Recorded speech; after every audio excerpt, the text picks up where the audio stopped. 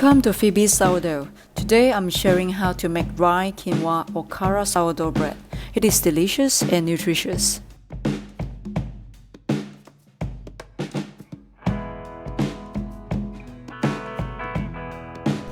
Here are the ingredients. You will find okara, the soymilk pulp, in this sourdough. You don't have to have this ingredient, it is just happened to have it after I made the soybean milk.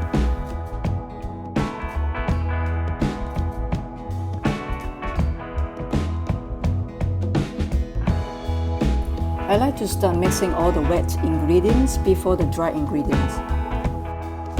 This recipe is so simple, no kneading required. You can mix them the night before.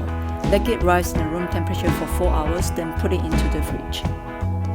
Take it out of the fridge the next day. Let it slowly comes into room temperature, then continue to rise for 3 or 4 hours before final shaping for final proof and bake. It is totally adaptable into your busy schedule.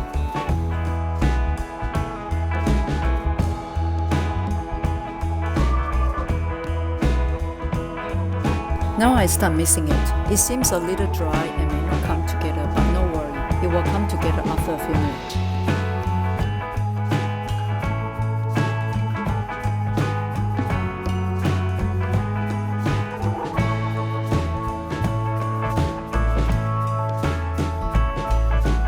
The consistency that I'm looking for is like a sticky paste. I add water little by little for the adjustment so I can avoid adding too much water.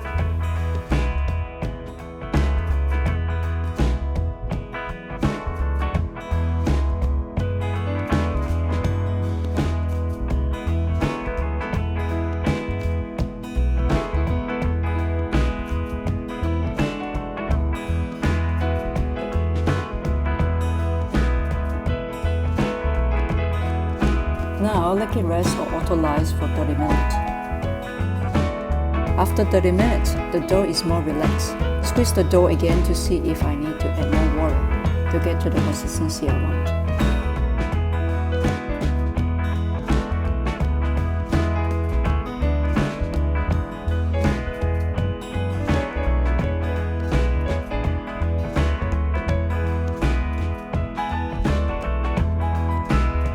Here you go. This is the soft sticky paste that I'm looking for.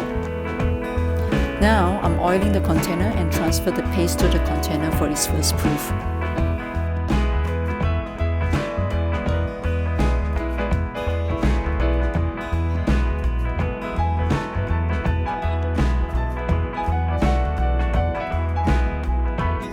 I like to flatten the surface so that it will rise evenly.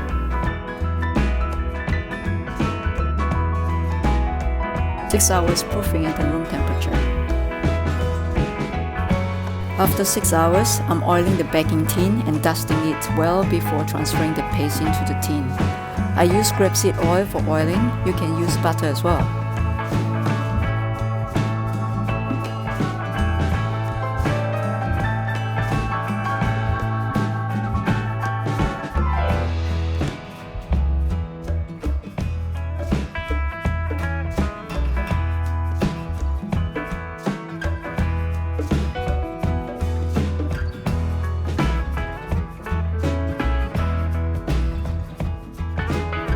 It rises pretty well for the first rise.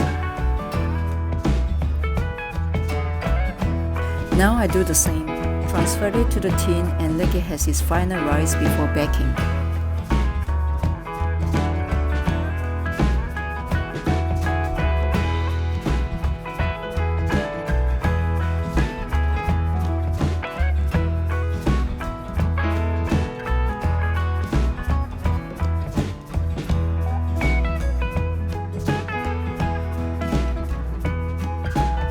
And again, I'm pressing and flatten the surface. This step is crucial. The tighter I press, I can seal any seam on the paste or beneath it.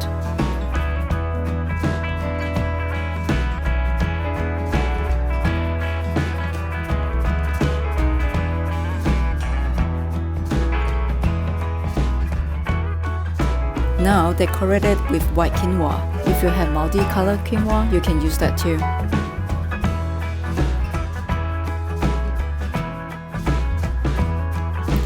Spread some water onto the loaf, clean the edges. It will help the loaf not sticking onto the tin during baking. 2 hours final proofing before baking.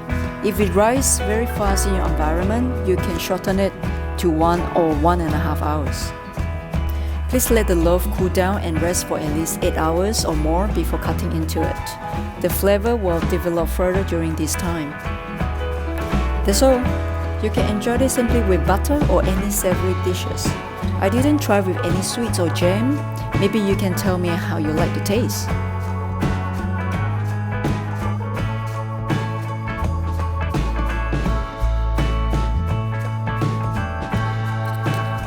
Thank you for watching.